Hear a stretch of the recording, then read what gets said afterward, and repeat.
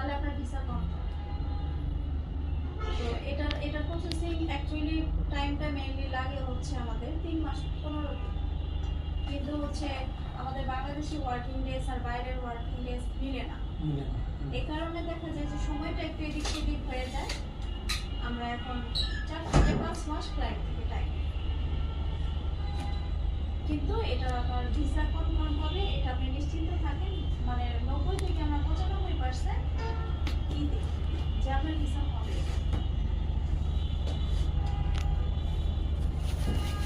বুঝতে পারছেন? আমি বুঝাতে পেরেছি আপনাকে?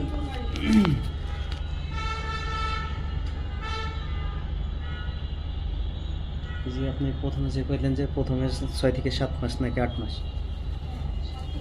7 থেকে 8 মাস। এটা কতটুকু মানে কিন্তু সেন্ডেড হয়ে যাবে আপনার 1 বছরের মধ্যে। সেনজেনের জন্য অ্যাপ্লাই করতেছে? আপনি ঢুকতে পারলেই মনে করেন বুঝতে পারবেন সবকিছু।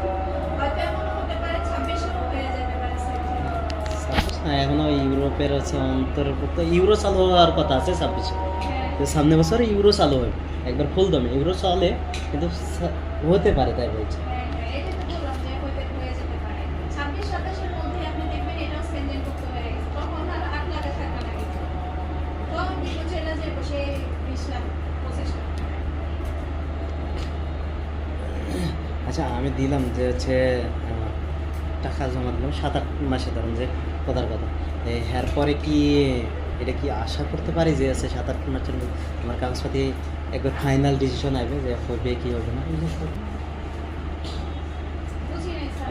আমি 7-8 মাসে আমি ফাইনাল ডিসিশন পেয়ে যাব যে হবে কি হবে না আমার এখানে যাওয়া? আপনি 6 মাসের পরেই জানতে পারবেন আপনার ভিসা হবে কি হবে না।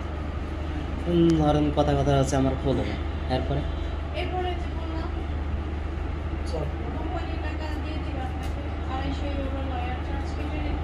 আর আমার যদি ধরেন যে আর 2-1 মাস সময় লাগলো, সেই ক্ষেত্রে লয়ে ট্রাই করে কি আশা করতে পারি যে আর 2-3 মাস সময় দিলে আমার হতে পারে? এটা হচ্ছে স্যার যখন আপনি ফাইলটা জমা দিবেন তখন প্রয়োজনে আমাদের যে বড় ঊর্ধ্বতন কর্মকর্তা আছে সুইং শেষ দিয়ে এসে চলে গেছে, রানিং শেষ ছিল, আমি আপনাকে কথা বলাই দিলাম, আপনি তাহলে আরেকটু ক্লিয়ার হয়ে যাবে।